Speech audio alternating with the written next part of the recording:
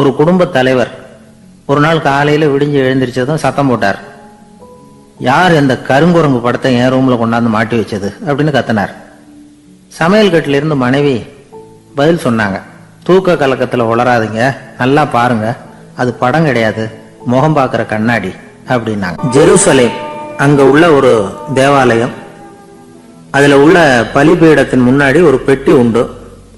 அது காணிக்கை பெட்டி. ஆலயத்துக்கு வர்றவங்க பிரார்த்தனை பண்ணிவிட்டு திரும்பி போற சமயத்துல அந்த பெட்டியில காணிக்கை போடுவாங்க. அவங்களால எவ்வளவு முடியுமோ அவ்வளவு போடுறது வழக்கம். அவங்கவுங்க வசதிக்கு தகுந்த மாதிரி போடுவாங்க. வசதி உள்ளவங்களா இருந்தாலும் சரி, வசதியே இல்லாத வறியவர்களா இருந்தாலும் சரி, ஆலய காணிக்கை பெட்டியில காசு போடுறது அவங்களுக்கு ரொம்ப பெருமையான ஒரு செயல். ஒரு சமயம் இயேசு தம்முடைய சீடர்களோடு அந்த ஆலயத்துக்கு வர்றார். அங்க உட்கார்ந்து ரொம்ப நேரம் வழிபாடு பண்ணிட்டு இருக்கிறார். சீடர்களும் அந்த ஜபத்துல கலந்துகிட்டாங்க. வழிபாடு முடிஞ்சது. இயேசு உட்கார்ந்து இருக்கிறார்.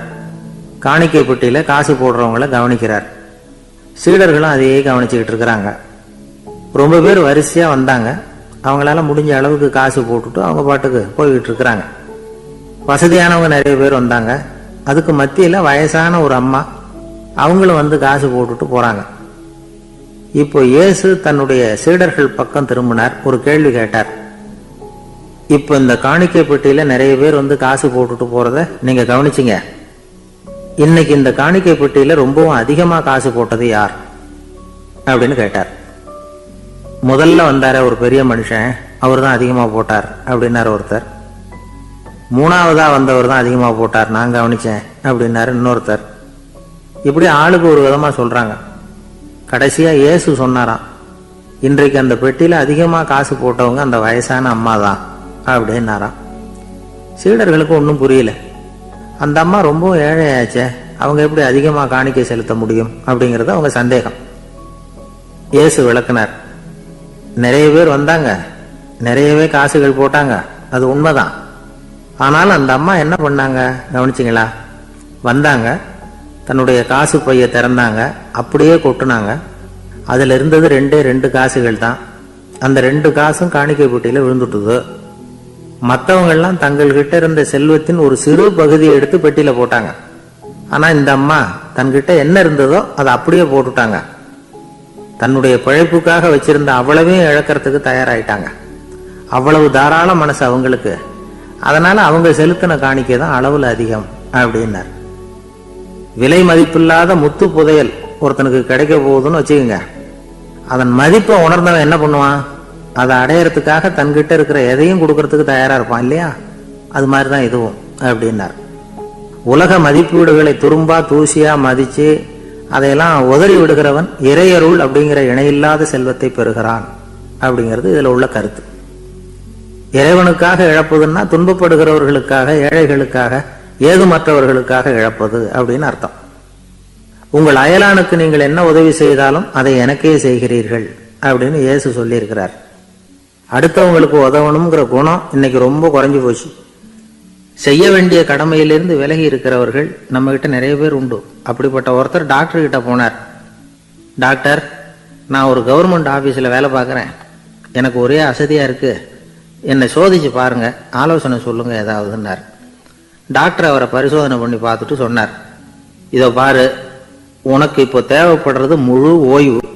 நீ எவ்வளவு சீக்கிரமா ஆபீஸுக்கு போறியோ அவ்வளவுக்கு உனக்கு நல்லது அப்படின்னாராம். எனக்கு தெரிஞ்ச ஒருத்தர் இருக்கார். அவரு ஒரு பெரிய காவல்துறை அதிகாரி, ரொம்ப கண்டிப்பானவர். அவரை கண்டாவே எல்லாரும் பயப்படுவாங்க. அப்படிப்பட்டவர் வீட்டுக்கு போனா அப்படியே அடியோட மாறிடுவார். அங்க போய் பாத்தீங்கன்னா குழந்தைகளோட குழந்தையா அவர் விளையாடிட்டு இருப்பார். அலுவலக சமயத்துல பாத்தீங்கன்னா குதிரை முதுகுல அவர் உட்கார்ந்துருப்பார். வீட்டுல பாத்தீங்கன்னா அவரு முதுகுல குழந்தை உட்காந்துருக்கும். அவரு குதிரை மாதிரி போயிட்டு இருப்பார். இது எப்படிங்க முடியுது உங்களால அப்படின்னு கேட்டாங்க. அது ஒண்ணும் இல்ல, இங்க வீட்டுக்கு வந்த உடனே என்னோட மனசை தனியா எடுத்து வச்சிருவேன் அப்படின்னார். அது என்னங்க உங்க சட்டப்பையிலையா இருக்குது மனசு, அது தனியா எடுத்து வைக்கிறதுக்கு அப்படின்னு கேட்டாங்க. அப்படி இல்லைங்க, இது ஒரு பயிற்சி, மனப்பயிற்சி, அவ்வளவுதான் அப்படின்னார். இப்படி சமயம் பார்த்து மனசை தனியா வச்சுட தெரிஞ்சவங்க வாழ்க்கையில எப்பவும் உற்சாகமா இருப்பாங்க அப்படிங்கிறது பெரியவங்க கருத்து. ஒரு டாக்டர் ஆஸ்பத்திரியில் இருக்கிற வரைக்கும் டாக்டரா இருக்கலாம். அவர் மனைவிட்டையும் அவர் டாக்டரா இருக்க வேண்டிய அவசியம் இல்லை. ஒரு வக்கீல் கோர்ட்ல இருக்கிற வரைக்கும் வக்கீலா இருக்கலாம், வீட்டுக்கு வந்ததுக்கு அப்புறமும் வக்கீலா இருக்க வேண்டிய அவசியம் கிடையாது. வீட்டில் குழந்தைகள்கிட்ட விளையாடும் பொழுதும் அதுகள்கிட்ட ஃபீஸு கேட்டுக்கிட்டு இருக்கக்கூடாது. நாம் எப்படி இருக்கணும்னு பெரியவங்க சொல்கிறாங்கன்னா, மனசோட சேரக்கூடாதான், அப்படி சேராமல் வாழ்க்கையை கவனிக்கணுமா. மனசை அப்படியே தனியாக எடுத்து பக்கத்தில் வச்சுடணும். அப்படின்னா அதை அப்படியே தூக்கி எறிஞ்சுடு அப்படின்னு அர்த்தம் இல்லை. ஏன்னா மனசுங்கிறது நமக்கு உபயோகப்படக்கூடிய ஒன்று தான். எப்போ எப்போ அது தேவையோ அப்பப்போ எடுத்து உபயோகப்படுத்திக்கணும். தேவைப்படுறப்போ எடுத்து கண்ணாடியை மாட்டிக்கிறோம்ல, படிக்கும் பொழுது கண்ணாடி தேவைப்படுதோ எடுத்து மாட்டிக்கிறோம் இல்லையா, அது மாதிரி கணக்கு போடுறதுக்கு மனசு தேவை.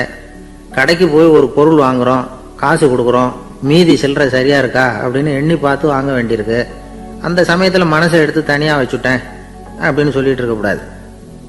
பரீட்சைக்கு படிக்க வேண்டியிருக்குது, படித்ததையெல்லாம் அப்படியே நினைவில் வச்சுக்க வேண்டியிருக்கு, அந்த சமயத்தில் மனசை தூக்கி எறிஞ்சுட்டேன் சார் அப்படின்னு சொல்லிட்டு இருக்கக்கூடாது. அப்படி சொன்னால் பரீட்சை நம்மளை தூக்கி எறிஞ்சிடும். அதனால் தேவைப்படுறப்போ மனசை உபயோகப்படுத்தணும், தேவையில்லாதப்போ அதை தனியாக ஓய்வு எடுத்துக்க விட்டுடணும். இப்படி நாம் பழக்கப்படுத்திக்கிட்டா வாழ்க்கைங்கிறது நமக்கு புதுசாக தெரியுமா. மனசுக்கும் ஒரு சக்தி கிடைக்கும். எந்திரங்களுக்கு ஓய்வு கொடுக்குற மாதிரி மனசுக்கும் ஓய்வு கொடுக்கணும், இல்லைன்னா அது களைச்சி போயிடும்.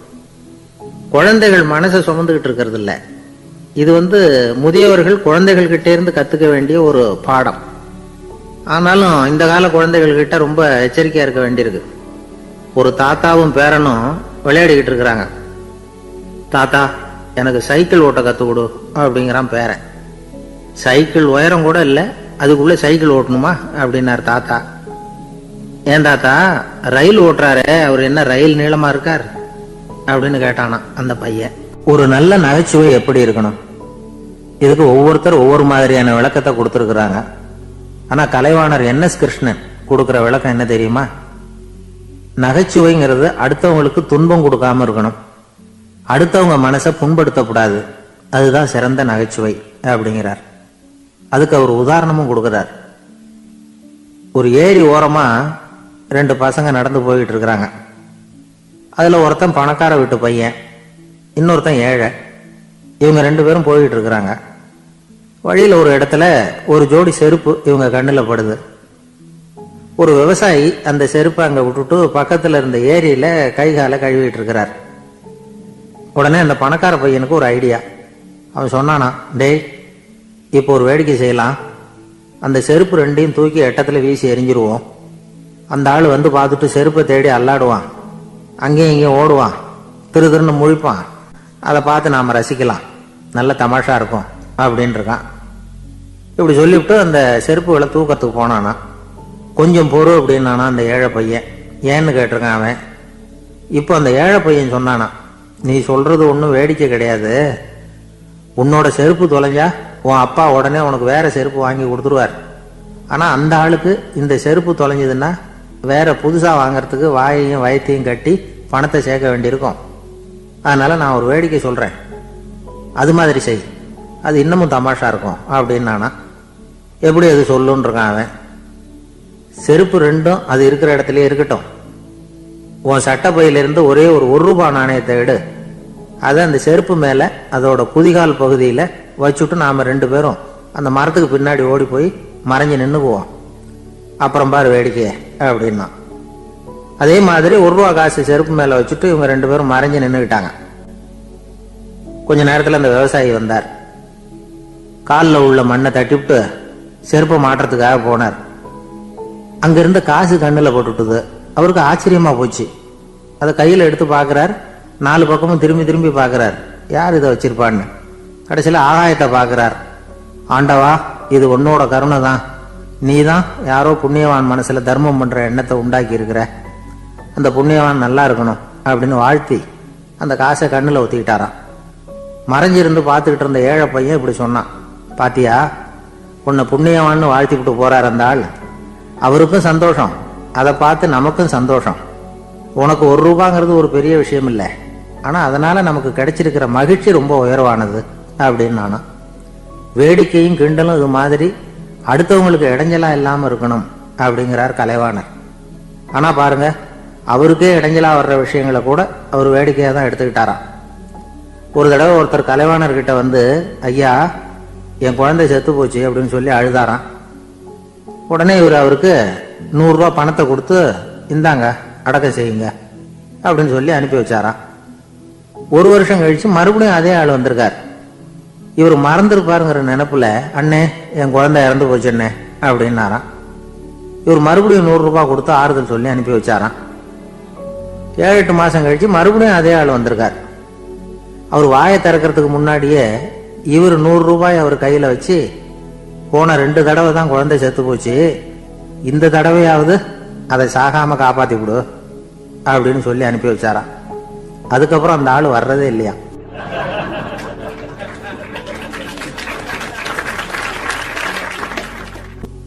ஒரு நாள் ஒரு நண்பரை சந்திச்சேன்.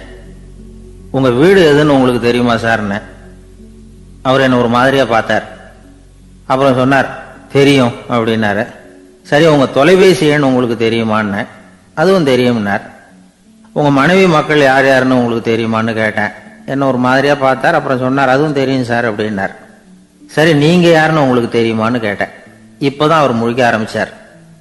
அவர் மட்டும் அப்படி இல்லை, நாம எல்லாருமே அப்படிதான். எதிரில் நிக்கிறது யாருங்கிறது தெரியும், நாம யாருன்னு நமக்கு தெரியாது. உண்மையிலேயே நாம யார்? இந்த கேள்விக்கான பதில தான் வாழ்க்கை பூரா நாம தேடிட்டு இருக்கிறோம். புத்தர் என்ன சொல்றாரு தெரியுமா?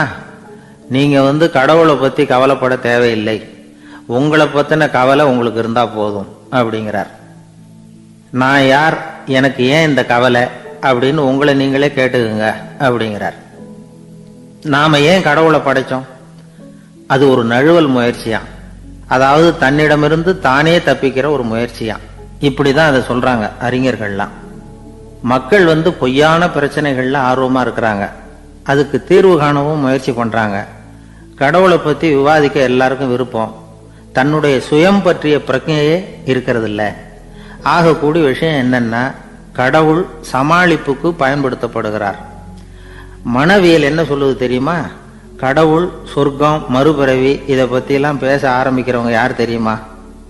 போருக்கு போறவன், துன்பத்துல சிக்கி கஷ்டப்படுறவன், நோய் படுக்கையில விழுந்தவன், இவங்க தான். நாம அனுபவத்திலே பாக்குறோமே இதையெல்லாம். கடவுளை துணைக்கு கூப்பிடுறவங்க யாருன்னு கவனிச்சு பாருங்க. பரீட்சை எழுத போறவன், வேலை தேடி அலையிறவன், பண நெருக்கடியில் இருக்கிறவன், விபத்துல சிக்கிக்கிட்டவன், இவங்கெல்லாம் தான். தேர்வுல வெற்றி பெற்றதும் அவரை துணைக்கு கூப்பிடுறது இல்லை, வேலை கிடைச்சதும் அவர் துணை தேவைப்படுறது இல்லை. ஏன் இப்படி? கொஞ்சம் யோசனை பண்ணி பாருங்க. துன்பம் வருகிற போது அந்த துன்பத்தை தவிர்க்க வேண்டிய நிலையில அதிலிருந்து நழுவி போறதுக்காக பிரார்த்தனை தேவைப்படுது. எல்லாம் நல்லபடியா நடக்கிறப்போ பிரார்த்தனை செய்யறது இல்லை. புத்தருடைய வழி என்ன தெரியுமா? அந்த வழியில கடவுளும் கிடையாது, பிரார்த்தனையும் கிடையாது. புத்தர் செய்தது இதைத்தான். அதாவது கடவுள்கிட்ட இருந்து மனிதனையும், மனிதன் கிட்ட இருந்து கடவுளையும் அவர் விடுவித்தார். புத்த மதம் என்ன சொல்லுது தெரியுமா? கடவுள் பிரச்சனை அல்ல, மனிதன் தான் உண்மையான பிரச்சனை அப்படின்னு சொல்லுது. உங்களை நீங்க நல்லா தெரிஞ்சுக்கிட்டா போதும், நீங்களே கடவுள் ஆயிடுவீங்க அப்படிங்கிறது தான் புத்த மதம். அதனால நமக்கு தேவை உள்முக பயணம். நான் யார் அப்படிங்கிற கேள்வியோட உள்ள போகணும். அங்க போனாதான் தெரியும் நான் அப்படின்னு அங்க யாருமே இல்லைங்கிறது. இதெல்லாம் புத்தர் சொல்லுகிற ஒரு தத்துவம். தத்துவம்னு சொன்னாவே நமக்கெல்லாம் அதை புரிஞ்சுக்கிறது கஷ்டம்தான். நம்ம பொறுத்த வரைக்கும் தத்துவம்ங்கிறதுல 2 வகை உண்டு. ஒன்னு தத்துவம், இன்னொன்னு மகா தத்துவம். தத்துவம்னா என்ன தெரியுமா? கேட்கறவங்களுக்கு புரியப்படாது, அதுதான் தத்துவம். மகா தத்துவம் என்னன்னா சொல்றவங்களுக்கும் புரியப்படாது. அந்த வகையில பார்த்தா இன்று ஒரு தகவலும் ஒரு மகா தத்துவம் தான். ஒரு ஊர்ல ஒரு ஆள் இருந்தான். கற்பனையிலேயே காலத்தை கடத்திக்கிட்டு இருந்தான். ஒரு நாள் ஒரு மரத்தடியில உட்காந்துருந்தான். அவனுக்கு பசிக்கிற மாதிரி தெரிஞ்சது. உடனே கற்பனையிலேயே சாப்பிட ஆரம்பிச்சுட்டான். அதாவது எதிரில் இலை போட்டு சாப்பாடு போடப்பட்டிருக்கிறதாகவும் அதை இவன் சாப்பிட்றதாகவும் நினைச்சுக்கிட்டு கையை மட்டும் வாய்க்கும் தரைக்குமா அப்படியும் இப்படியும் கொண்டுகிட்டு போய் பாவனை பண்ணிக்கிட்டே இருக்கிறான். தூரத்துல இருந்து பாக்குறவங்களுக்கு இவன் ஏதோ பலமான விருந்து சாப்பிட்டுட்டு இருக்கிறான் அப்படின்னு தான் தோணும். அது மாதிரியே பண்ணிட்டு இருந்தான். அந்த வழியா ஒரு சன்னியாசி வந்துகிட்டு இருந்தார். இவனை பார்த்தார். என்ன இவன் இப்படி பண்ணிட்டு இருக்கிறானே அப்படின்னு நினைச்சாரு. கொஞ்ச நேரம் அவனையே உத்து பார்த்துக்கிட்டு இருந்தார். இவரை பார்த்ததும் அவன் இன்னமும் சுவாரஸ்யமா சாப்பிட ஆரம்பிச்சுட்டான். அப்பப்பா, என்ன இது, இந்த குழம்பு இவ்வளவு காரமா இருக்கு, என்னுடைய நாக்கே எரிஞ்சு போடும் போல இருக்க அப்படின்னு சொல்லிட்டு பக்கத்தில் ஒரு குவளையை எடுத்து தண்ணி குடிக்கிறது மாதிரி பாவனை பண்ணுறான். அப்பாடா இப்போ கொஞ்சம் பரவாயில்ல அப்படின்னு சொல்லிக்கிட்டு குவளையை கீழே வைக்கிறது மாதிரி ஒரு பாவனை பண்ணுறான். சன்னியாசி பார்த்தார். என்னப்பா சாப்பாட்டில் காரம் அதிகமோ அப்படின்னார். ஆமாம் சுவாமி, ஞாபகம் மறதியில் கொஞ்சம் மிளகாய் அதிகமாக சேர்த்துக்கிட்டேன் அப்படின்னா. சரி சாப்பிடு அப்படின்னு சொல்லிட்டார். அவன் சாப்பிட்டு முடிக்கிற வரைக்கும் பொறுமையாக உட்காந்துருந்தார். அவன் அப்பாடா அப்படின்னு சொல்லிட்டு மறுபடியும் தண்ணியை எடுத்து குடித்தான். எல்லாம் கற்பனையிலேயே. அதுக்கப்புறம் சன்னியாசி பேச ஆரம்பித்தார். இதை பாருப்பா, உன்னுடைய கற்பனையை நான் மெச்சுறேன். இருந்தாலும் உன் சாப்பாட்டில் ஒரு இனிப்பையும் வச்சிருக்கலாமே, ஏன் மிளகாயை அளவுக்கு அதிகமாக போட்டுவிட்டு அவஸ்தைப்படுறேன் அப்படின்னார். அவன் யோசிக்க ஆரம்பித்தான். அதுக்கப்புறம் இவர் சொன்னார், இதை பாருப்பா, இனிமேல உன்னுடைய கற்பனையும் உயர்ந்ததாக இருக்கட்டும் அப்படின்னு உபதேசம் பண்ணிவிட்டு போனார். எப்பவும் உயர்வை பற்றியே சிந்திக்கணும். உயர்வு கிடைக்கலன்னா கூட அப்படி சிந்திக்கிறது நிறுத்தப்படாது அப்படிங்கிறார் திருவள்ளுவர். உள்ளுவது எல்லாம் உயர் உள்ளல், மற்ற அது தள்ளினும் தள்ளாமை நீர்த்து. ஊக்கம் இல்லாமல் உலகத்தில் வாழ்ந்து பிரயோஜனம் இல்லை. அதனால உயர்வாகவே சிந்திக்கணும்.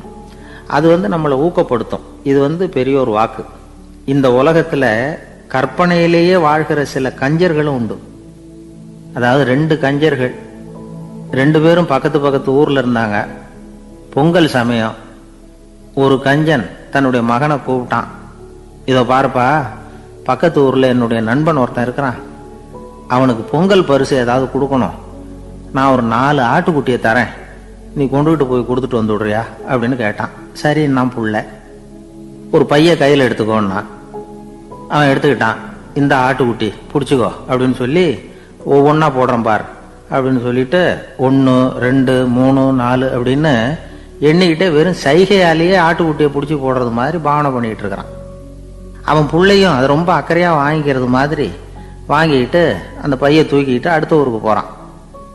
இவன் அங்கே போய் சேர்ந்த நேரத்தில் அந்த கஞ்சன் ஊரில் இல்லை, எங்கேயோ வெளியில் போயிருக்கிறான். அவனோட புள்ள மட்டும்தான் வீட்டில் இருந்தான். இவன் அவங்கிட்ட, இதை பாரு, எங்கள் அப்பா உங்கள் அப்பாவுக்கு ஆட்டுக்குட்டி கொடுத்து அனுப்பியிருக்கிறாரு, பிடிச்சிக்கோ அப்படின்னு சொல்லி பாவனையிலேயே ஒவ்வொன்றா எடுத்து அவங்ககிட்ட கொடுத்துட்டான். அவனும் வாங்கிட்டான் வாங்கிறது மாதிரி. அப்புறம் சொன்னான், சரிப்பா, நானும் பதிலுக்கு ஏதாவது ஒன்றுகிட்ட கொடுக்கணும் இல்லையா, அதனால் அந்த பைய பிடி, ஒரு 10 எலும்பிச்சம்பழம் தரேன், பதிலுக்கு அதை நீ எடுத்துகிட்டு போ அப்படின்னு சொல்லி கையாலேயே ஒவ்வொன்றா எடுத்து போடுறது மாதிரி பாவனை பண்ணிவிட்டான். அவனும் ரொம்ப நன்றி அப்படின்னு சொல்லிவிட்டு அதை வாங்கிட்டு போயிட்டான். கொஞ்ச நேரம் கழித்து வெளியில் போயிருந்த அப்பங்காரன் திரும்பி வந்தான். உள்ள சொன்னான், அப்பா, உன்னோட நண்பர் அவருடைய மகன் மூலமாக உனக்கு 6 ஆட்டுக்குட்டி கொடுத்து அனுப்பியிருந்தார், நானும் பதிலுக்கு ஒரு 10 எலுமிச்சம்பழம் கொடுத்து அனுப்பியிருக்கிறேன் அப்படின்னா. எப்படிடா கொடுத்தேன்னு கேட்டார் அப்பா. இப்படி தான் கொடுத்தேன்னு சொல்லி சைகையிலேயே காட்டினான். இதை பார்த்ததும் அப்பங்காரனுக்கு பயங்கரமாக கோவம் வந்துட்டுது. பலார்னு அரைஞ்சுட்டான் பையனை. ஏன்பா அரைஞ்ச? 10 எலுமிச்சம்பழம் கொடுத்துட்டேனே அப்படிங்கிறதுக்காகவா அப்படின்னு கேட்டான். அது கூட பரவாயில்ல, நீ காட்டுற சைகையை பார்த்தா ஆரஞ்சு பழம் சைஸுக்கு இருக்குதே, அவ்வளவு பெருசா ஏன் கொடுத்த? அதுதான் எனக்கு கோபம் அப்படின்னா.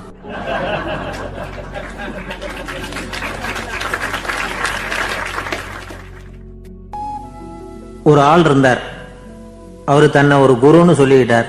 மௌன குரு, வாயை திறக்கிறது இல்லை. அவருக்கு 2 சீடர்கள் உண்டு. இவங்க தான் வர்றவங்க கிட்ட பேசுவாங்க, விளக்கம் கொடுப்பாங்க. ஒரு நாள் இந்த சீடர்கள் 2 பேரும் எங்கேயோ வெளியில போயிட்டாங்க. அந்த நேரம் பார்த்து ஒருத்தர் அங்க வந்தார். குரு கிட்ட போனார். குருவே, புத்தர்னா என்ன அப்படின்னு கேட்டார். குருவுக்கு ஒன்றும் புரியல. அவர் உண்மையான குருவா இருந்தாவில புரியும். திருன்னு முழிக்க ஆரம்பிச்சார். இந்த நேரம் பார்த்து இந்த சீடர்களும் எங்கேயோ போயிட்டாங்களே, என்ன பண்றது, உதவிக்கு யாராவது கிடைக்க மாட்டாங்களா அப்படின்னு அப்படியே சுற்றுமுற்றும் பார்த்தார். வந்தவர் இதை கவனிச்சார். ஏதோ புரிஞ்சுக்கிட்ட மாதிரி அடுத்த கேள்வியை கேட்டார். தர்மம்னா என்ன சுவாமி அப்படின்னார். குருவுக்கு ரொம்ப சங்கடமா போச்சு.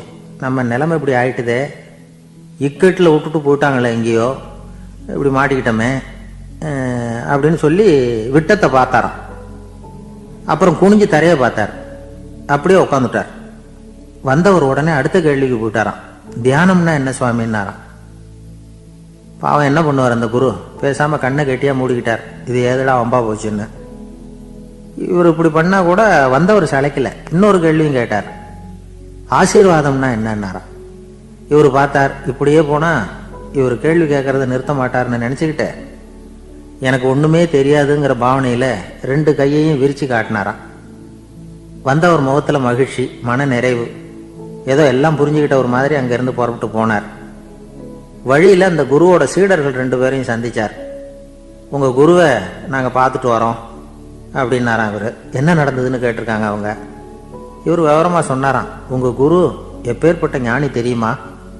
புத்தர்னா என்னன்னு கேட்டேன். அதுக்கு அவர் அப்படியும் இப்படியும் பார்த்தார். அதுக்கு என்ன அர்த்தம் தெரியுமா?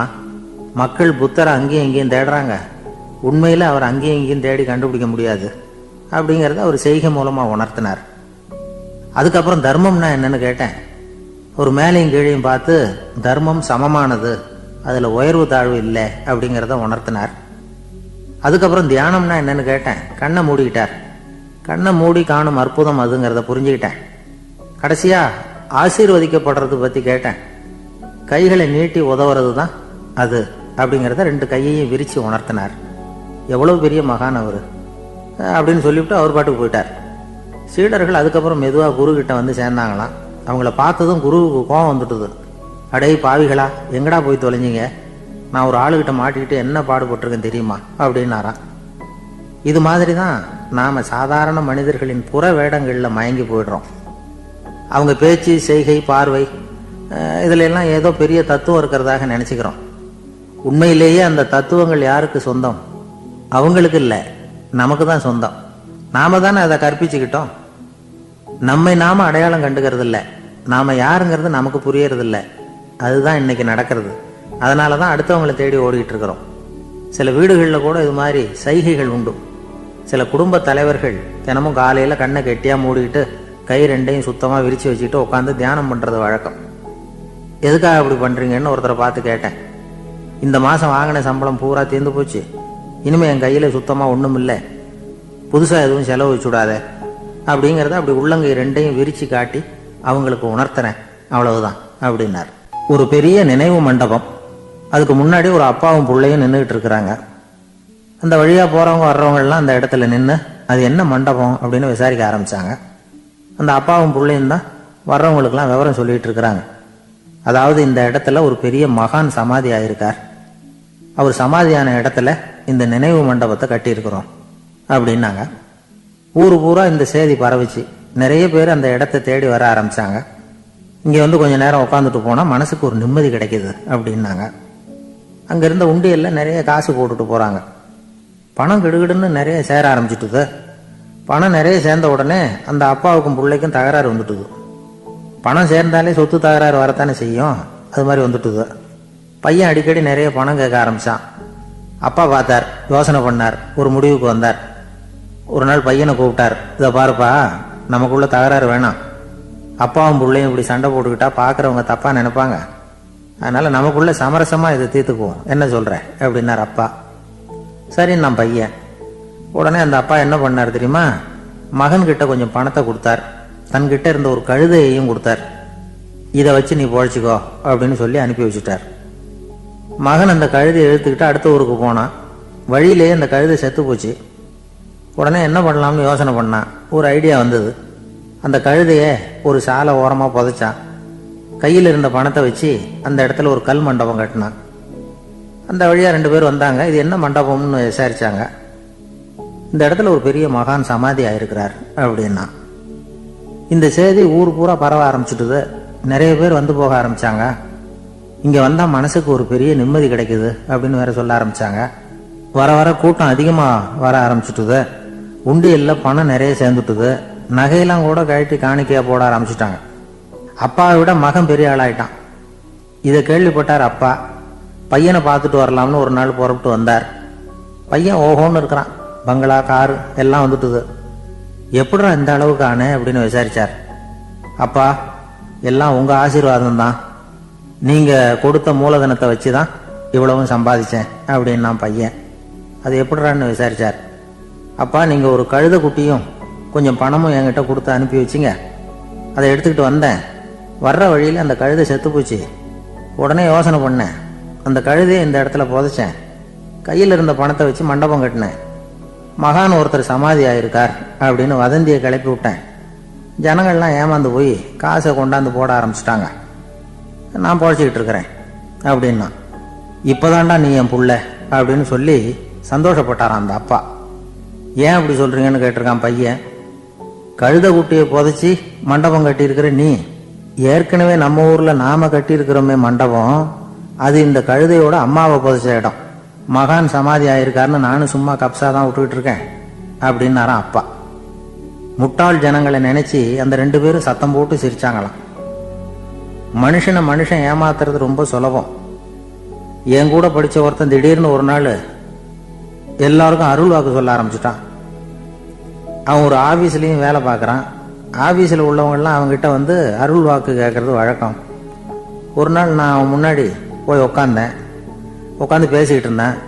அப்போ அதே ஆபீஸில் வேலை பார்க்குற ஒருத்தர் அவங்ககிட்ட வந்து, சுவாமி, என் மேஜையில் வச்சிருந்த பேனா திடீர்னு காணாமல் போட்டுது, அது திரும்ப கிடைக்குமா எனக்கு அப்படின்னு கேட்டார். இவன் கண்ணை உருட்டி பார்த்துட்டு, அது உனக்கு கிடைக்காது, புதுசாக வேற ஒன்று வாங்கிக்கப்போ அப்படின்னா. சரின்னு அவர் போயிட்டார். அவர் போனதுக்கப்புறம் நான் மெதுவாக இவனை பார்த்து, அது எப்படிறாது, அது உனக்கு கிடைக்காதுன்னு அவ்வளோ உறுதியாக அவர்கிட்ட சொன்னேன் அப்படின்னு கேட்டேன். இவன் மெதுவாக என் காதுகிட்ட வந்து, அந்த பேனாவை கிளப்புனதே நான் தான் அப்படிங்கிறான். இங்கே இருக்கிற எல்லோருக்கும் வணக்கம். நான் வந்து அதிகமாக இந்தியாவை விட்டு வெளிநாடு எதையும் இதுவரை பார்க்காதவன். இப்பொழுதுதான் சமீபத்தில் தான் முதல் தடவையாக உங்கள் ஊருக்கு வந்திருந்தேன், சில காலங்களுக்கு முன்னால். இப்பொழுது 2வது தடவையாக இங்கே வர்றேன். இது ரொம்ப மகிழ்ச்சிகரமான ஒரு நாள். மகிழ்ச்சிகரமான சூழ்நிலையில் உங்களை எல்லாம் சந்திக்கிறதுல எனக்கு ரொம்ப மகிழ்ச்சி. ஏன்னா தேசிய தின மகிழ்ச்சி கொண்டாட்டத்தில் நீங்கள் எல்லாம் கலந்து கொண்டிருக்கிறீர்கள். நேற்று நானும் அந்த தொலைக்காட்சியிலே அந்த அணிவகுப்பு எல்லாத்தையும் பார்த்தேன். எந்த அளவுக்கு ஒற்றுமையாக செயல்பட்டால் எதையும் வெல்லலாம் அப்படிங்கிறதுக்கு ஒரு உதாரணமாக இந்த நாட்டில் இருக்கிற நீங்கள் எல்லாம் உழைத்து கொண்டிருக்கிறீர்கள். அது எனக்கு ரொம்ப மகிழ்ச்சி. இப்படி ஒற்றுமையாக இருந்தால் எவ்வளோ பெரிய வியாதியை கூட விரட்டி போடலாம் அப்படிங்கிறது மாதிரி நிரூபித்திருக்கிறீர்கள். அதனால் உங்களெல்லாம் சந்திக்கிறதுல எனக்கு ரொம்ப மகிழ்ச்சி. எனக்கு இது மாதிரி இவ்வளவு பெரிய கூட்டத்தில் என்னோட வந்திருக்கிற பெரியவர்கள் பேசி பழக்கம். நான் வந்து அதிகமான கூட்டத்தில் பேசி பழக்கம் இல்லை. ஆனால் ரேடியோவில் ஒரு 20-25 வருஷம் பேசியிருக்கிறேன். அதனால் வந்து எனக்கு எதிரில் கூட்டமே இல்லாமல் பேசி தான் பழக்கம். அது வெறும் மைக்கு மட்டும் இருக்கணும், எதிரில் யாரும் இருக்கக்கூடாது. அப்படியே ரேடியோவில் பேசி பழக்கப்பட்டதுனால ஒரு பெரிய பிரம்மாண்டமான கூட்டத்தை பார்த்தது எனக்கே ஒரு மாதிரியாக இருக்கும். அதனால் கூட்டம் இல்லாமல் எனக்கு இப்போ கூட நீங்கள் எல்லோரும் எழுந்திரிச்சு வெளியில் போயிட்டால் ரொம்ப நல்லா பேசுவேன். நீங்கள் வெளியில் இருந்துட்டு கேட்கணும், ஏன்னா அப்படியே பழகி போச்சு. இருந்தாலும் இதில் எனக்கு என்னென்னா, இப்போ தமிழ்நாட்டில் நான் பலதரப்பட்ட கூட்டத்தில் பேசி சமீப காலத்தில் பேசியிருக்கிறேன். இந்த எல்கேஜி யூகேஜி படிக்கிற குழந்தைகள் முன்னாடி என்ன பேச சொல்லுவாங்க, எல்கேஜி யூகேஜி அந்த குழந்தைகள். அப்போ நான் எப்போ முடிக்கணுங்கிறது எனக்கு தெரியும். ஏன்னா அதுக்கு ஒரு அறிகுறி. அந்த குழந்தை என்ன பண்ணணும்னா மொதல் வரிசையில் இருக்கிறது அப்படி தரையை கீறும். கேச்சுன்னா அது போதும் அப்படின்னு அதுக்கு முடிச்சுக்கோன்னு அர்த்தம். அதை பார்த்து தான் நான் முடிச்சுக்கிறது வழக்கம். கொஞ்சம் பெரிய ஹைஸ்கூல்னால் யாராவது பசங்க 2-3 பேர் கொட்டாவி விடுவாங்க, அதை பார்த்து அதை முடிச்சுக்கிறது வழக்கம். கல்லூரின்னா விசில் அடிப்பாங்க யாராவது 1-2 பேர்.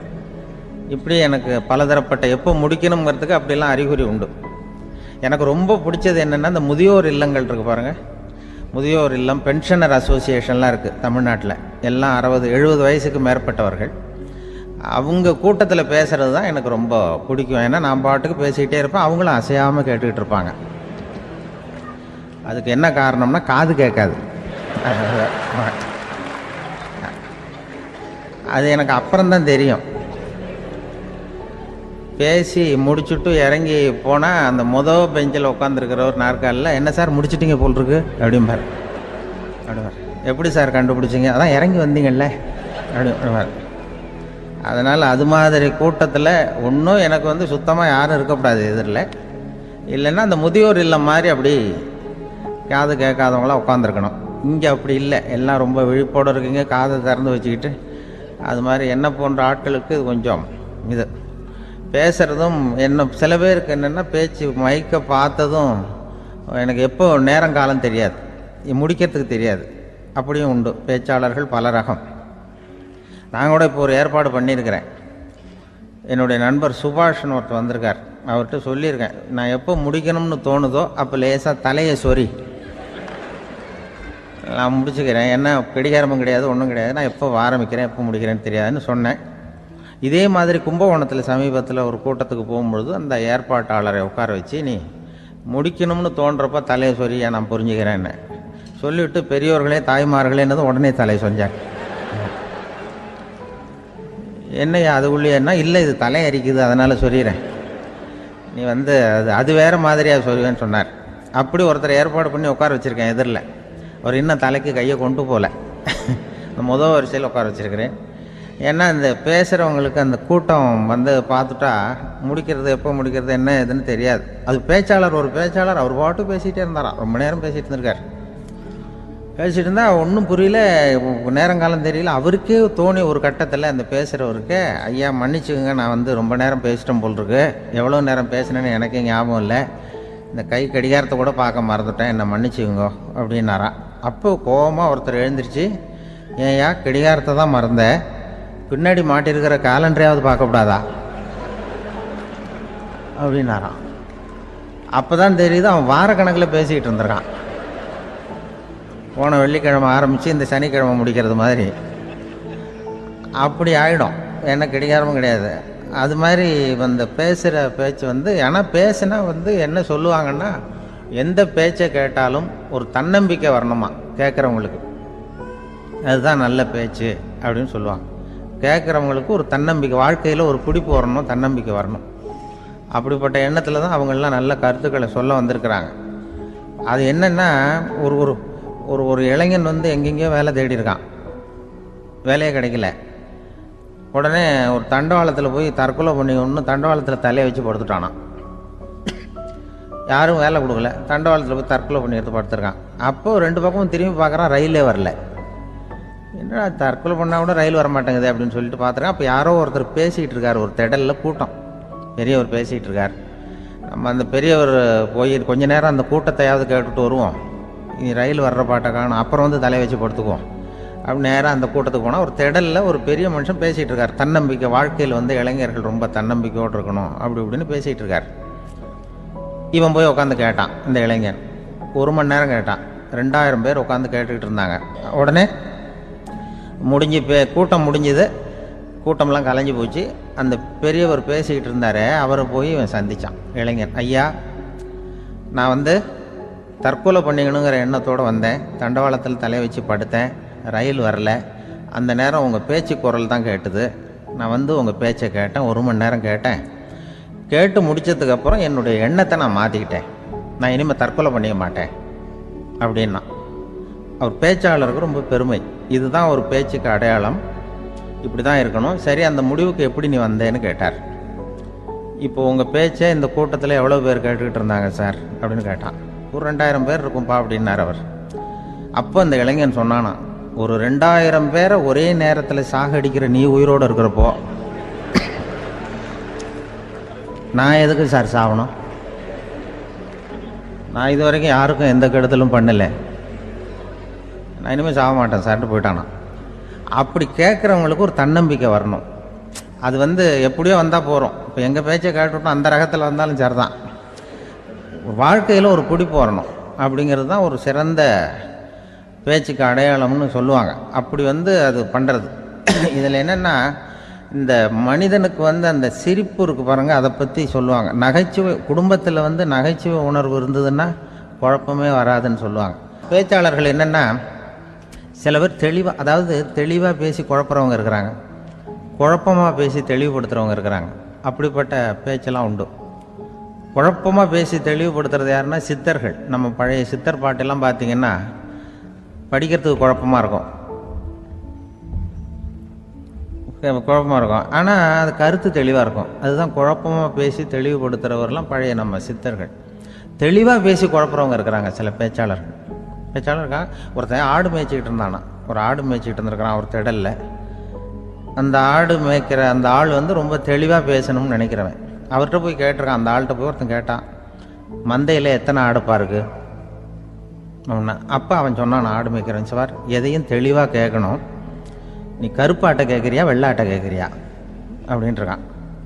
கருப்பு ஆடு அது ஒரு 50 இருக்குது அப்படின்னா, சரி வெள்ளை ஆடு எத்தனை இருக்குது அப்படின்னா அதுவும் 50 தான் இருக்குது அப்படின்ட்டுருக்கான். இன்னும் ரெண்டும் ஒரே ஆன்சர் தானே சொல்கிறான் அப்படின்னு சொல்லி, சரி இந்த ஆடெல்லாம் எவ்வளவு புல் சாப்பிடும் ஒரு நாளைக்கு? சார் மறுபடியும் தெளிவாக கேளுங்க, கருப்பாடா வெள்ளாடா? கருப்பாடு அப்படின்னா 10 கிலோ சாப்பிடும். சரி வெள்ளாடு அதுவும் 10 கிலோ சாப்பிடும். ரெண்டுக்கும் அதே தான் சொல்கிறான். சரிப்பா இது எல்லாம் எவ்வளவு பால் கறக்கும் இந்த ஆடுலாம்? சார் திருப்பி சொல்ல தெளிவாக கேளுங்க, கருப்பாடா வெள்ளாடான்னா?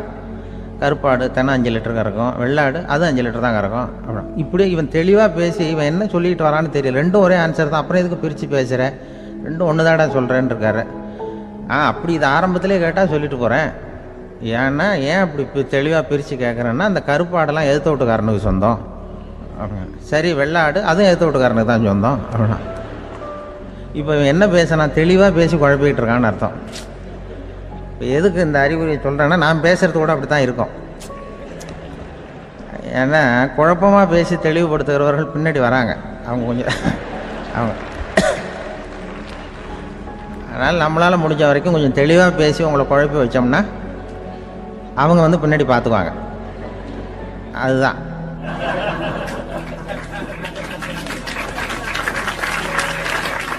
ஒரு ஊரில் ஒரு மன்னர் இருந்தார். ஒரு நாள் அவருடைய அரசவைக்கு ஒரு ஓவியன் வந்தான். அவன் சீனா தேசத்திலிருந்து வந்தவன், தாவோ சிந்தனையாளன். அவன் அங்கே மன்னர் முன்னாடி நிற்கிறான். யாரும் செய்ய முடியாத ஒரு காரியத்தை என்னால் செய்ய முடியும்னா. இவன் இப்படி சொன்னதை கேட்டதும் ஏற்கனவே அங்கே இருந்த அரசவை ஓவியன் ஒருத்தனுக்கு கோபம் வந்துட்டுது. இதோ பாரு, இப்படிலாம் பேசக்கூடாது, நான் வேணும்னா உன்னுடைய சவாலை ஏற்றுக்கிறேன் அப்படின்னா.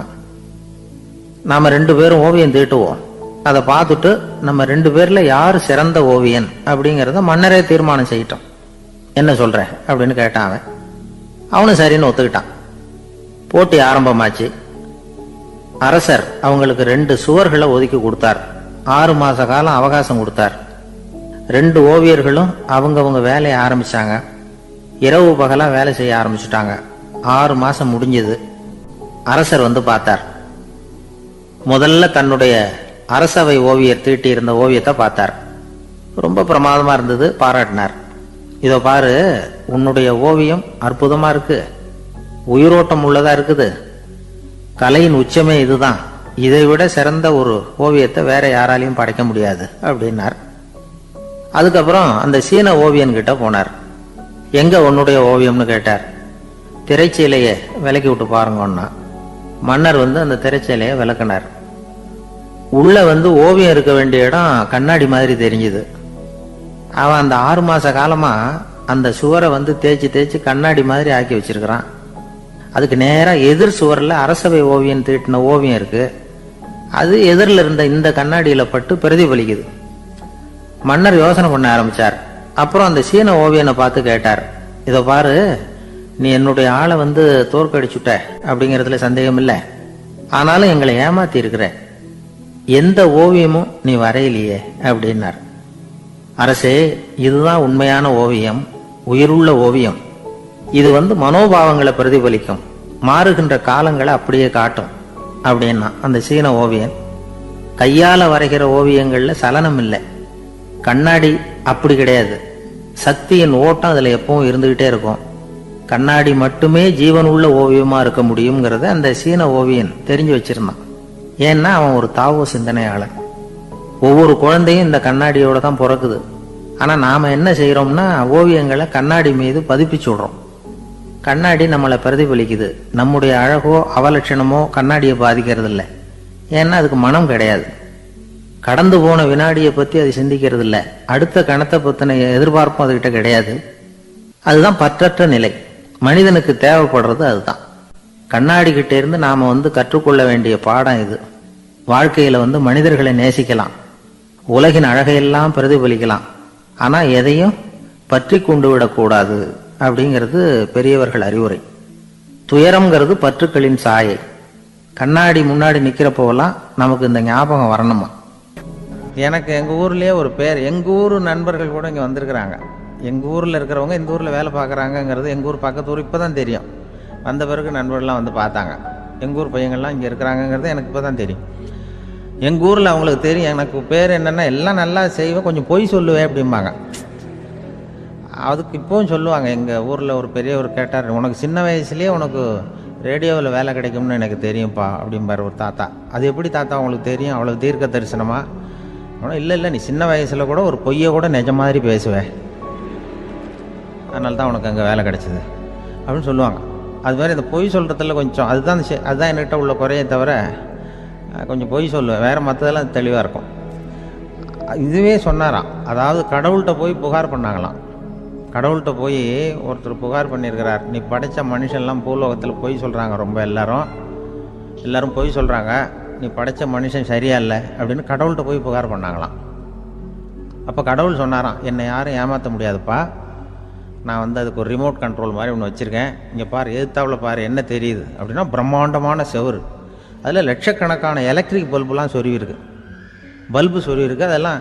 அப்போ கடவுள் சொன்னாராம், புகார் சொன்னவனை கூப்பிட்டு, இதை பாருப்பா, எலக்ட்ரிக் பல்பு, பூலோகத்தில் நாம் படைத்த மனிதர்கள் யாராவது பொய் சொன்னால் இங்கே விளக்கு எரியும், எந்த ஏரியாவில் எவ்வளவு விளக்கு எரியுது அப்படிங்கிறத பார்த்து நான் கண்டுபிடிச்சிருவேன், நான் படைத்த மனிதர்களை என்னை ஏமாற்ற முடியாது, எவ்வளவு பேர் எங்கே பொய் சொல்கிறாங்கிறது இந்த விளக்கை பார்த்து கண்டுபிடிச்சிருவேன் நான் கடவுள். இப்படி சொல்லிகிட்டு இருக்கும்பொழுது எல்லா விளக்கம் எரிஞ்சுதான். அப்போ புகார் பண்ணவங்க கேட்டிருக்கான், இது ஏதாவது ஒயரிங்கில் கோளாறாக இருக்குமா சார், இது ஏன் இப்படி எல்லாம் எரியுது அப்படிங்கிறப்ப கடவுள் சொன்னாராம், இல்லை இப்போ சிங்கப்பூரில் தென்கட்சி சுவாமிநாதன் பேசிக்கிட்டு இருக்காரு, இன்னொரு 15-20 நிமிஷத்தில் சரியாக போடும் அப்படின்னாராம்.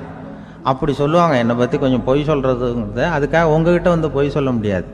நான் பொய் சொல்கிறதுனா அந்த முன்னாடி சொன்ன முதியோர் இல்லம் அங்கே வேணால் சொல்லலாம், எதை சொன்னாலும் கேட்க போகிறதில்ல, அப்படி சொல்லலாம். ஏன்னா இப்போ இதில் என்னென்னா, இவங்க ஐயாக்கெல்லாம் இங்கே வந்ததும் பெரியவங்கள்லாம் சொன்னாங்க, முஸ்தபா சார்லாம் சொன்னார், இங்கே முன்னாடிலாம் எங்கள் மனிதர்கள் எந்த அளவுக்கு இப்போ ரொம்ப ஆக்கபூர்வமாக வளர்ந்துருக்கிறார்கள். முன்னாடிலாம் சினிமா நடிகர்களுக்கு தான் இது மாதிரி கூட்டங்கள்லாம் வரும், சினிமா சம்மந்தப்பட்டவங்களுக்கு இது மாதிரி ஏதாவது நல்ல விஷயங்களை பேசுகிறவங்களுக்கு கூட்டம் வர்றது ஒரு பெரிய ஆரோக்கியமான அறிகுறி, எங்களுக்கெல்லாம் ரொம்ப மகிழ்ச்சியாக இருக்குது சார்னு சொன்னார். அது இப்போ அதுக்கு தான் வந்திருப்பீங்க, வேறு ஒன்றும் இப்போ எங்கள் முகத்துக்காக வந்திருக்க போகிறீங்க, அப்படி ஒன்றும் கவர்ச்சியான முகமா அதுவும், அதனால் முகத்தை பார்க்குறதுக்கு தான் வந்திருக்கிறாங்க அப்படின்னு சொல்லி. அந்த ரேடியோவில் நான் கொஞ்ச காலம் வெளியில் தெரியாமல் இருந்தேன். அப்போ என்ன பண்ணுவாங்கன்னா, என்ன வருவாங்க, எங்கள் ரேடியோ ஸ்டேஷனுக்கு வருவாங்க, சார் அந்த தினம் ரேடியோவில் பேசுகிறாரே இன்று ஒரு தகவல், அவர் முகத்தை பார்த்துட்டு போகணும் சார் அப்படின்ட்டு வருவாங்க. ஏன்னா இப்போ தொலைக்காட்சியில் வர்றதில்லை. அதில் என்னென்னா, அப்படி ஒரு தடவை வர்றவங்க அடுத்த தடவை வர்றதில்லை. அப்போ தான் புரியுது, ஓஹோ அவங்க ஆள் யாருன்னு தெரிஞ்சுக்கிறதுக்கு தான் வராங்க, வேறு ஒன்றும் ஒரு பெரிய கவர்ச்சி. அதனால் இந்த கூட்டம் ஏதோ என்னுடைய கவர்ச்சின்னா அவர் ஐயா சுகிசிவம் கொஞ்சம் கவர்ச்சியாக தெரிகிறார், அதனால் அவருக்காக வந்த கூட்டமாக வேணா இருக்கலாம், வேறு எனக்கு அந்த நம்பிக்கை இல்லை. ஐயா சாலமன் பாப்பாவுக்கு சுத்தமாக அந்த நம்பிக்கை இருக்காது. அதனால் நாங்கள் ஏமாந்து போட மாட்டோம், ஏதோ எங்களை பார்க்க தான் வந்திருக்கிறாங்க எல்லோரும் அப்படின்னு. என்ன அவங்களுக்கு கருத்துன்னா, நல்ல குடும்பம், நல்ல மகிழ்ச்சியாக வாழ்வது எப்படி, நல்ல குடும்பத்தை எப்படி நடத்துறது, இது மாதிரி நல்ல கருத்துக்களை இப்போ ஜனங்கள்கிட்ட பரிமாறிக்கணும்னு இந்தியாவிலையும் தமிழ்நாட்டிலையும் சில நிகழ்ச்சிகளை அவங்க நடத்திட்டு இருக்கிறாங்க. என் கூட வேலை பார்க்குறப்போ ஒரு அம்மா இருந்தாங்க, அவங்க எப்போதும் அவங்க வீட்டுக்காரர் படத்தையே வச்சுருப்பாங்க, கையில் பத்திரமா வச்சுருப்பாங்க, அவ்வளவு மரியாதை மதிப்புன்னு சொல்லி நாங்கள்லாம் அவங்கள பெருசாக நினைப்போம். இது எதுக்குமா அவங்க வீட்டுக்காரர் படத்தை பத்திரமா இல்லை கையிலேயே வச்சுருக்கீங்களே, ஆஃபீஸுக்கெல்லாம் எடுத்துகிட்டு வச்சு அடிக்கடி எடுத்து பார்த்துக்குவாங்க, அவ்வளவு பிரியமாக அவங்க வீட்டுக்காரர் இல்லை. ஆமாம், எனக்கு ஏதாவது பிரச்சனை வந்துவிடுதுன்னா உடனே எங்கள் வீட்டுக்காரர் படத்தை எடுத்து பார்ப்பேன். பரவாயில்லையே இப்படி ஒரு இதாக, ஆமாம் இதை பார்த்துட்டு நினச்சிக்குவேன், இதை விட பிரச்சனை வேறு என்ன இருந்துட போகுது உலகத்தில் அப்படின்னு நினச்சிக்குவேன், உடனே எனக்கு எல்லாம் போயிடும் அப்படின்ட்டு தான். அப்படி ஒரு அம்மா இருந்தாங்க, இப்போ இருக்காங்க, வேலை பார்த்துக்கிட்டு இருக்காங்க. அப்படிலாம் இங்கே இருக்கிற தாய்மார்கள் பெண்கள் யாராவது அப்படி கூட பண்ணலாம். யாரா எப்போதுமே உங்கள் வீட்டுக்காரர் படத்தை கையில் வச்சுக்கோங்க, அது ஒரு யோசனை, குடும்பம் குதூகலமாக இருக்கிறதுக்கு அது ஒரு யோசனை.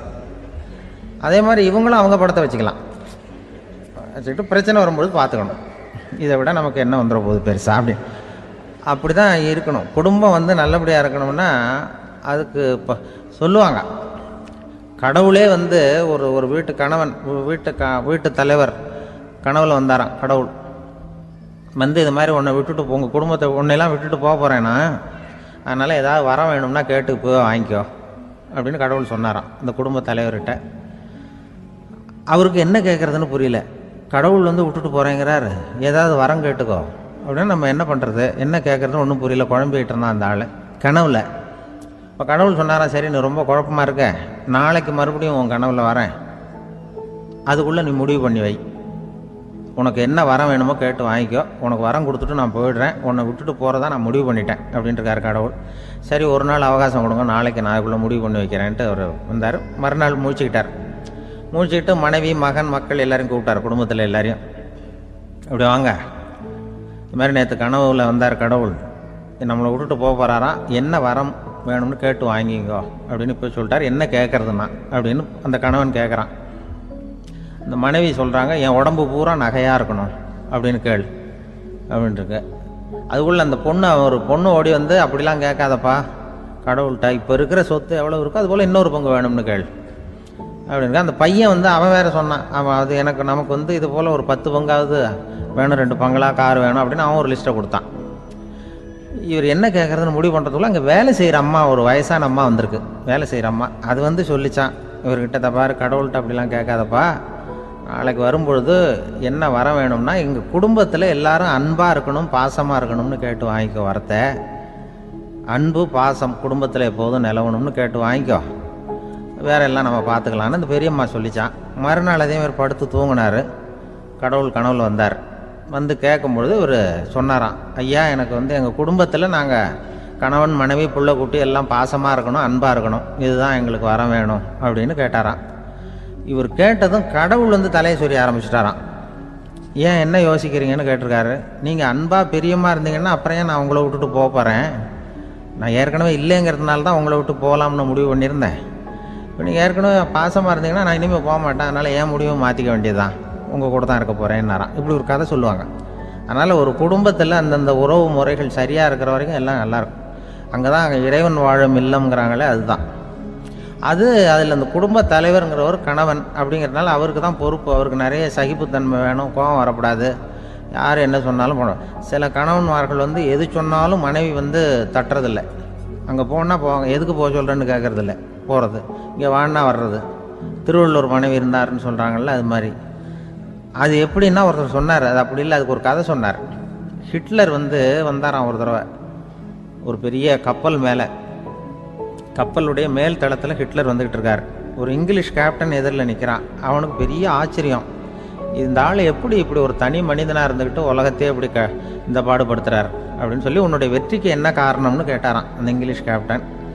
இப்போ ஹிட்லர் சொன்னாராம், என்னுடைய வெற்றிக்கு காரணம் என்கிட்ட வேலை செய்கிற ஊழியர்கள், நான் கிழிச்ச கோட்டை தாண்ட மாட்டாங்க, நான் என்ன சொல்கிறேனோ அதை உடனே செய்வாங்க, ஏன் எதுக்குன்னு எதிர்த்து பேச மாட்டாங்க, அதுதான் என்னுடைய வெற்றிக்கு காரணம் அப்படின்னு சொல்லி அதை நிரூபித்து காட்டுறேன் பார் அப்படின்னு சொல்லி கையை தட்டினாராம் ஹிட்லர். உடனே ஒரு சிப்பாய் எங்கேருந்து வந்து லெஃப்ட் ரைட்னு போட்டு வந்து சல்யூட் பண்ணி நின்னான். உடனே ஹிட்லர் சொன்னார், நீ அப்படியே இந்த கப்பல் மேல் தளத்துலேருந்து அப்படி கடலில் விழுந்து செத்து போடா அப்படின்னு பொத்துன்னு குதிச்சுட்டான். எதுக்கு சொல்கிறேன் என்ன இதில், உடனே குதிச்சு செத்து போட்டான். இவருக்கு பெரிய ஆச்சரியம் கேப்டனுக்கு. ஹிட்லர் சொன்னார், இதுதான் என்னுடைய வெற்றிக்கு காரணம், தப்பார் இன்னொருத்தனை கூப்பிட்றேன் அப்படின்னு தட்டினா இந்த பக்கத்துலேருந்து ஒருத்தன் வந்தான், லெஃப்ட் ரைட் வந்து நின்னா, நீ இப்படி குதிச்சு செத்து போடா அப்படின்னு பொத்துன்னு குதிச்சுட்டான். எதுக்கு போக சொல்கிறீங்கன்னு ஒன்றுமே கேட்கல, குதினா உடனே குதிச்சுட்டான். அப்போ ஹிட்லர் சொன்னார், இதே மாதிரி என்னுடைய ஒவ்வொரு ஊழியர்களும் இருக்கிறாங்க, நானும் ஊழியர்களை இழக்கிறதுக்கு தயாராக இல்லை, தப்பார் தயாராக இருப்பேன் எப்போதும், தப்பார் இன்னொருத்தர் தட்டுறேன்னு இன்னொருத்தர் வந்தார். எதிர்த்தாவில் இருந்து ஒருத்தன் லெஃப்ட் ரைட் சல்யூட் அடித்தான். நீயும் குதிச்சு செத்து போடான்ருக்கார் ஹிட்லர். இவனால் பொறுக்க முடியல, இந்த இங்கிலீஷ் கேப்டன் அனாவசியமாக ஒவ்வொருத்தனாக குதிச்சுட்றானேன்னு சொல்லி ஓடி போய் அவனை குதிச்சிட்டான். குதிக்கிறதுக்கு முன்னாடி பிடிச்சி தனியாக எடுத்துகிட்டு போட்டான். தனியாக எடுத்துகிட்டு போய் அந்த சிப்பாய்கிட்ட கேட்டாரான் அந்த இங்கிலீஷ் கேப்டன், ஏன்ப்பா அந்த ஆள் குதிக்க சொல்கிறான்னா நீ ஏன் எதுக்குன்னு கேட்கறது இல்லையா, உடனே குதித்து செத்து போகிறீங்களே, இதெல்லாம் என்ன அநியாயம் அப்படின்ட்டுருக்கான் அந்த இங்கிலீஷ் கேப்டன் கையை பிடிச்சிக்கிட்டு. உடனே அந்த சிப்பாய்க்கு கோவம் வந்துட்டு தான், உடையா கையை, இவன்ட்ட வேலை பார்க்குறத விட உழுந்து செத்து போகலான்னு நான் குதிக்கிறான், என்ன அனாவசியமாக எதுக்கையா இருக்க சொல்கிறேன் அப்படின்னு சொல்லி குதிச்சுட்டானா. அதனால் இந்த உடனே சொல்கிறத செய்கிறாங்க பாருங்கள், அவங்கள நம்பக்கூடாது. கணவன்மார்களுக்கு ஒரு எச்சரிக்கை, சொல்கிறத உடனே செஞ்சுருவாங்க மனைவி, நீ அங்கே போனால் போங்க வரணும் அது ஹிட்லர் மாதிரி நினைக்கிறாங்கன்னு அர்த்தம். இதுகிட்ட பேசிக்கிட்டு இருக்கிறத விட சொல்கிறத செஞ்சுட்டு போடுவோமே. அப்படி சமாளிக்கிற கணவன்மார்கள் உண்டு. குடும்பத்தில் வந்து அப்படிலாம் இருந்து சமாளிக்கிறாங்க. குடும்பத்தில் ஒருத்தர் அனுசரிப்பு தன்மைங்கிறது ரொம்ப அவசியம். கணவன் மனைவின்னா அனுசரித்து போகணும்னு சொல்லுவாங்க. அதாவது ஒரு கணவன் அதுக்காக தான் அந்த காலத்துலலாம் ஒரு வீட்டுக்கு வந்து மாப்பிள்ளை தேடுறதுங்கிறது ஒரு பெரிய குடும்பத்தை நிர்வகிக்கிற அளவுக்கு ஒரு கணவனாக வரக்கூடிய எப்படி இருக்கணும் அப்படின்னா, அந்த காலத்தில் புலி வேட்டைக்கு போகணும். ஒரு பொண்ணுக்கு மாப்பிள்ளை தேடுறதுன்னா நம்ம தமிழ் பழக்கம் என்னென்னா, காட்டுக்கு போய் ஒரு புலியை வேட்டையாடிட்டு வரணும். அந்த புலி பல்லு அல்லது நகத்தை கொண்டுட்டு வரணும் அந்த இளைஞன். அதை வந்து வீட்டில் கொடுப்பான். அதை தான் கட்டி அதை வந்து இதாக கட்டுவாங்க, மாலையாக போடுவாங்க, தாலியாக கட்டுவாங்க. அதாவது வீரம் இருக்கா பையனுக்குன்னு பார்ப்பாங்க. ஒரு பொண்ணு வேணும்னா நீ முதல்ல வீட்டுக்கு பொண்ணு கேட்க போகக்கூடாது, காட்டுக்கு போகணும், போய் புளியை கொண்டு வா, அதுக்கப்புறம் தான் உனக்கு பொண்ணு அப்படின்னு சொல்லுவாங்க. இப்போவெல்லாம் ஏன் போகிறது இல்லைன்னா, இப்போலாம் ஒருத்தனை வந்து காட்டுக்கு போய் புலிப்பல் கொண்டு வரனா புலி தான் மாப்பிள்ளையாக வரும். அதனால தான் இப்போ போகிறதில்ல யாரும் காட்டுக்கு. அப்போ வந்து பெண்களும் வந்து ரொம்ப வீரமாக இருந்தாங்க. பெண்கள் மூலம் அந்த காலத்தில் எப்படின்னா, முறத்தாலேயே புலியை துரத்துவாங்களாம். நம்ம பழைய பாட்டிலெல்லாம் பார்த்துருப்பீங்க, முறத்தால் புலியை விரட்டினாங்கன்னு வரும் பழைய பாட்டு. ஒரு அந்த அளவுக்கு பெண்களுக்கு வீரம். இப்போ கல்யாணம் ஆகி இந்த காலத்தில் ஒரு கணவனை வந்து விரட்டிட்டு வந்தாங்களாம் முறத்தை எடுத்துக்கிட்டு. ஒரு மனைவி அவன் பயந்துட்டு வெளில ஓடி வரான், பின்னாடி முறத்தை எடுத்துகிட்டு அந்த அம்மா ஓடி வருது. இவனை தனியாக பிடிச்சி கொண்டு போய், என்னப்பா இந்த மனைவிட்டு இப்படி பயந்து ஓடி வரையே, முறத்தால் துரத்துறா இப்படி வரையே அப்படின்னு தான். அவன் அப்படியே தடுமாறிக்கிட்டு, அதெல்லாம் ஒன்றும் இல்லை, அவன் என்ன புலியாக நினைக்கிறா அப்படின்னு ஒரு பெருமையாக சொல்லிட்டானான். அந்த காலத்தில் புலியை தான் முறத்தால் விரட்டினாங்க, இப்போ புருஷனை விரட்டுறாங்க அப்படின்னு சொல்லி. அப்படி அந்த காலத்தில் வந்து கணவனுக்கு ஒரு குடும்பத்தை நிர்வகிக்கிற திறமை இருக்கா, உடல் வலிமை தான் முக்கியம். இப்போ கூட மதுரை பக்கத்தில் ஐயாவுக்கு தெரியும், அந்த இளவட்டக்கல்லுன்னு ஒரு ஊருக்கு ஊர் எல்லையில் கிடக்கும். ஊர் எல்லையில் ஒரு பெரிய கல் கிடக்கும். அந்த ஊருக்கு பொண்ணு கேட்க போகிறவங்க அந்த கல்லை தலைக்கு மேலே தூக்கி காட்டணும். அப்படியே தூக்கி தலைக்கு மேலே வசதி கீழே போடணும். அந்த வலு இருந்தால் தான் நீங்கள் அந்த ஊருக்குள்ளேயே போகலாம், பொண்ணு கேட்கறதுக்கு போகலாம். இல்லைன்னா நீ திரும்பி போக வேண்டியதான். அந்த வலிமை இருக்கா மாப்பிள்ளைன்னு பார்க்குறாங்க. இளவட்டக்கல்லுன்னு பேர். அப்போ என்ன பண்ணாங்கன்னா, ஒரு 1000 வருஷத்துக்கு முன்னாடி அந்த கல்லை தலைக்கு மேலே தூக்கி கீழே போடுவாங்களாம். ஒரு 500 வருஷத்துக்கு முன்னாடி அப்படி கொஞ்சம் தூரம் இடுப்பு அளவுக்கு தூக்கி கீழே போட்டுக்கிட்டு இருந்துருக்குறாங்க. அதுக்கப்புறம் ஒரு 100 வருஷத்துக்கு முன்னாடியெல்லாம் அப்படி முழங்கால அளவுக்கு அப்படி தூக்கி போட்டால் போகிறோம்னு வச்சுருந்தாங்களாம்.